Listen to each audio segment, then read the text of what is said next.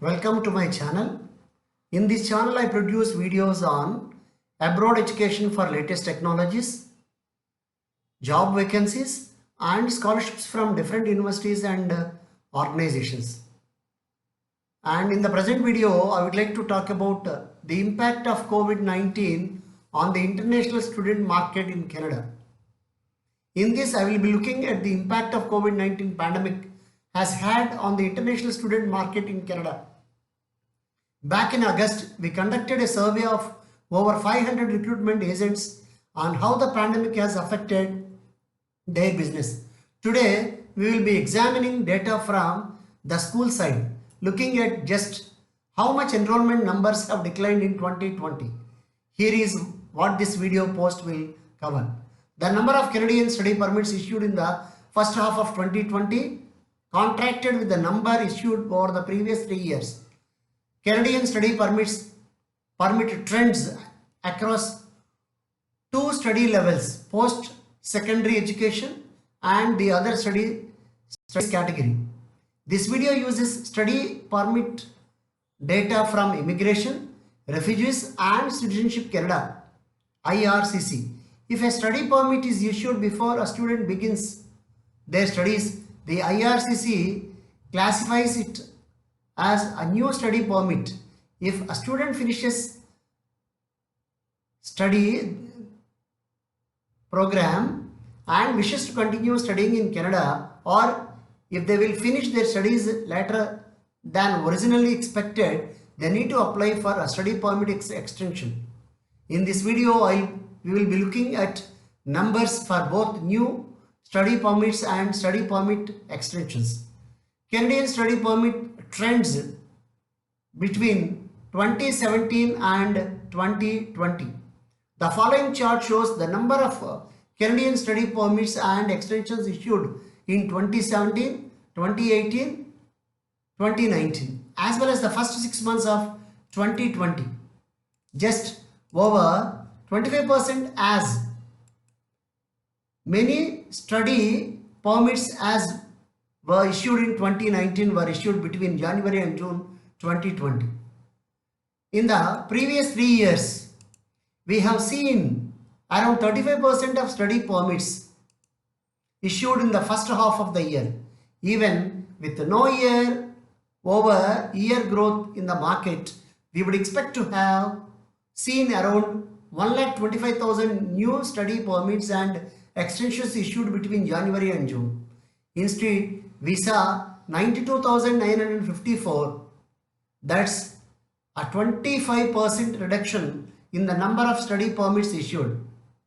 If we assumed 14% growth in the market between 2019 and 2020, in line with growth we saw over the previous 2 years, we would expect 1,45,000 study permits to be issued through June. Using this model, 35% fewer study permits than expected were issued in 2020. The impact of COVID-19 in Canada by study level. Let us examine this data by study level, breaking it down by new study permits and extensions. We'll start with the post-secondary sector. Post-secondary. During the first 6 months of 2020, 83,306 students received study permits or extensions for post-secondary studies in Canada. Assuming average year-over-year growth for the sector 16.1% and a sector average proportion of study permits issued in the first half of the year 33%, we would expect to see around 1,20,000 study permits issued over that period.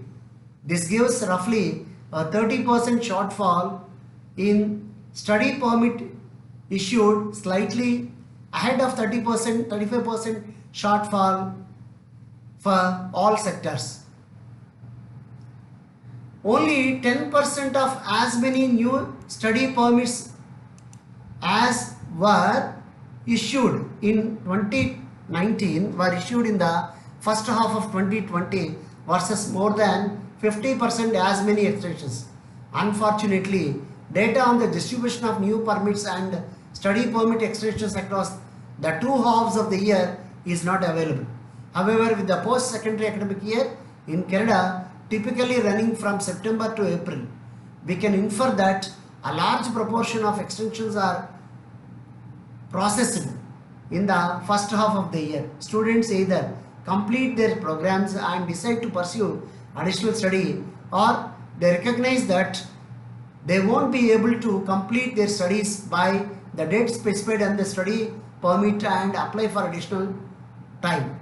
Even taking this into account, it is clear that there was a much more significant drop in new permits than extensions in the first half of 2020, exactly what we might expect to see in a situation where international level was travel was limited. International students who are already in Canada appear to have largely decided to continue their studies either in Canada or online from their home country, while many students who might otherwise have gone abroad elected to defer their plans.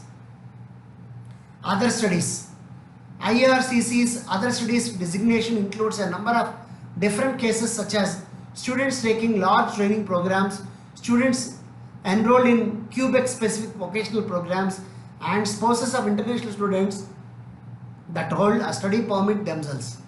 During the first 6 months of 2020, other studies students received 9,648 study permits and extensions. The other studies sector grew just 0.6% year from 2017 to 19. If we factor that in, along with the sector average distribution of study permits issued in the first half of the year, we would expect to see around 16,700 study permits issued in the first half of 2020. That gives roughly a 40% shortfall, a little worse than the overall rate. Breaking down new permits and extensions, we have the following: around 15% of as many new study permits and 50% as many extensions were issued in the first half of 2020 as were issued in 2019. It is not clear why other studies programs would have more resilient study permit numbers than post-secondary studies. One possibility is the spousal component.